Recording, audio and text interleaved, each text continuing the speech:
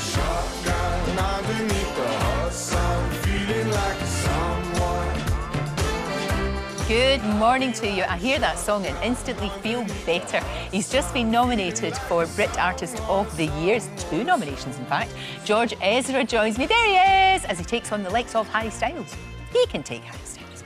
Also coming up, 2 days ago, well, for goodness sake, she was celebrating a movie about her father's life. We are live to LA as Hollywood remembers Lisa Marie Presley. That feels weird to even say that.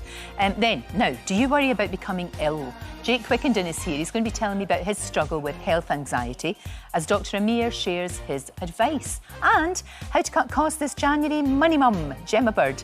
Lots and lots of tips, including the ironing tip that saves time and money.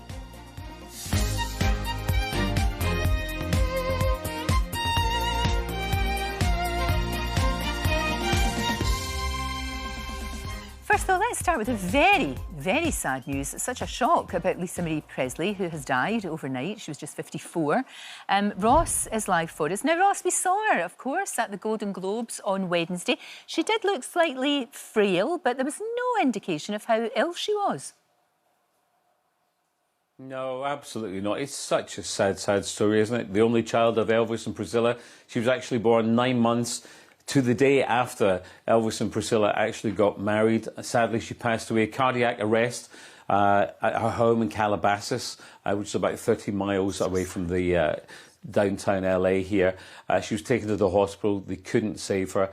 Priscilla Presley said, "It's with a heavy heart that I must share the devastating news that my beautiful daughter Lisa Marie has left us." She talked about it, saying she was the most passionate, strong and loving woman I have ever known. As you say, just 2 days after she was at the Golden Globes, I saw her there on the carpet with her mum.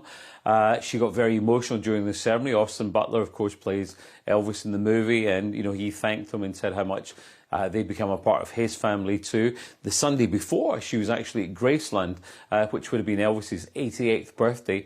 And when I saw shots of that as well, I just think back to been lucky enough, a couple of times to have interviewed her at Graceland, and she always seemed very fragile. We were there. I remember the first time we were out at the back of Graceland, which nobody really gets to see. You always see that front shot of Graceland, and they don't really let you round the back. But because it was Lisa Marie, she said, "Look, let's go round there."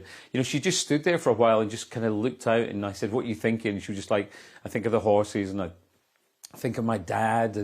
And then the next time we were talking about it, and she said she had the key. There's only certain members of the family who have keys to the actual inner sanctum. And I said, what is it like in there? Is it just amazing? And she said, "It's terrible. It's a terrible carpet. It's terrible furniture. It's just an incredible loss." I mean, she had a good musical career herself too. And we've talked about her life as well. Married 4 times, Michael Jackson once, yes. Nicolas Cage.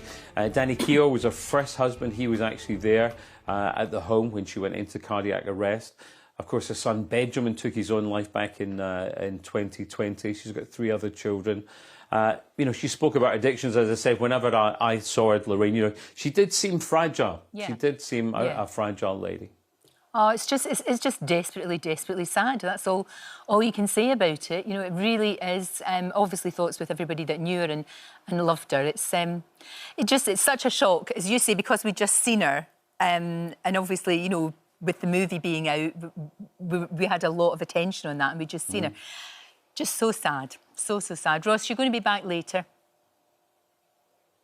Yeah, back. We'll try and do some lighter fare for you as well, and a couple of unusual big TV shows coming back. I'll tell you all about them later. Thank you, Ross. We'll talk to you later.